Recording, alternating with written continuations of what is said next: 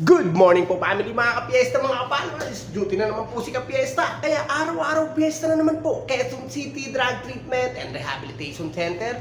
Ang lulutuin po natin agahan ng family ay pansit bihon po. Sasamahan po natin ng tinapayan para syempre healthy ang family. Thank you so much po family mga kapiesta. Mag-i-start na po tayo. Let's go! Bawang sibuyas po, napanggisa natin.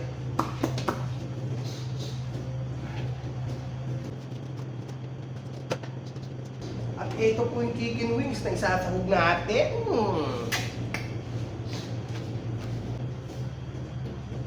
At ito naman po yung atay.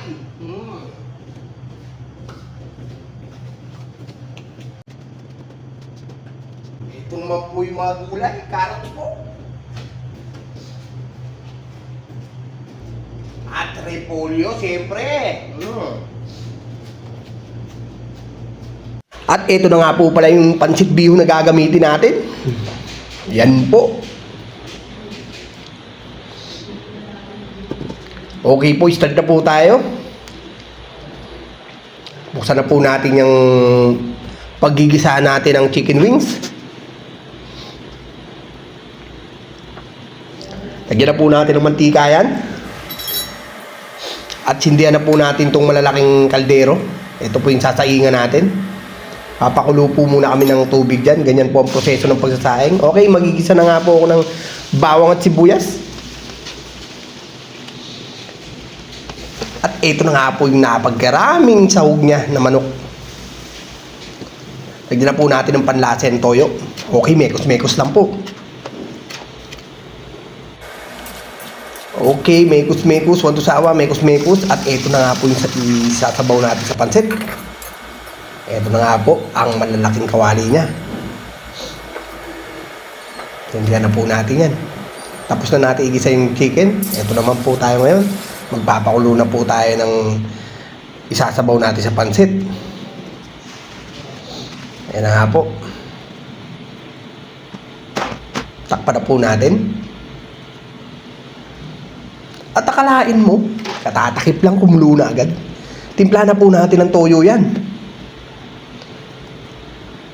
Chicken cubes po, paminta, then oyster sauce, siyempre.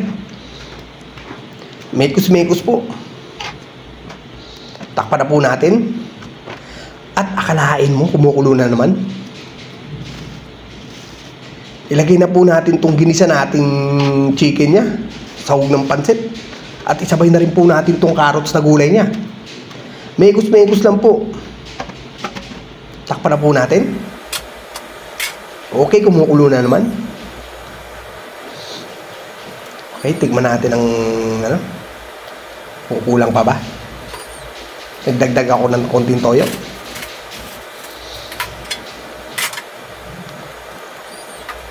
At lalagyan ko po uli yan ng oyster sauce, siyempre.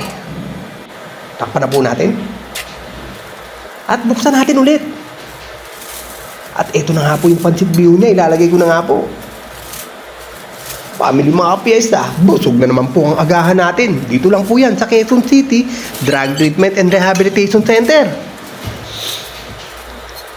Kaya ano pa pong hinihintay nyo? Sugod na! Okay po, nalagay na po natin itong pansit bihon niya.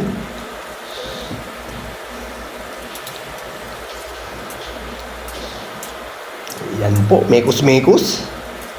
Dito po lumaki yung braso ko, kakahalo ng malalaking kawa na to, ng mga ulam, ganyan, mga pang-almusal. Mekos-mekos lang po, iiwasan po natin masunugan tayo sa gitna kasi papangit ang lasa ng pansit natin, syempre. At naglagay rin po ako dito ng bell pepper na konti.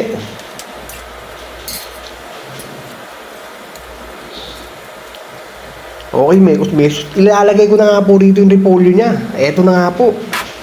Naglalagay po ako ng repolyo para medyo malutong po yung gulay niya pagka nilalagay ko po pag malapit na po maluto itong pansit. Tulad nga nito, family mga kapiesta. Konting halo na lang po, luto na nga to. Family mga kapiesta, busog na naman po. Busog-lusog na naman po ang agahan natin.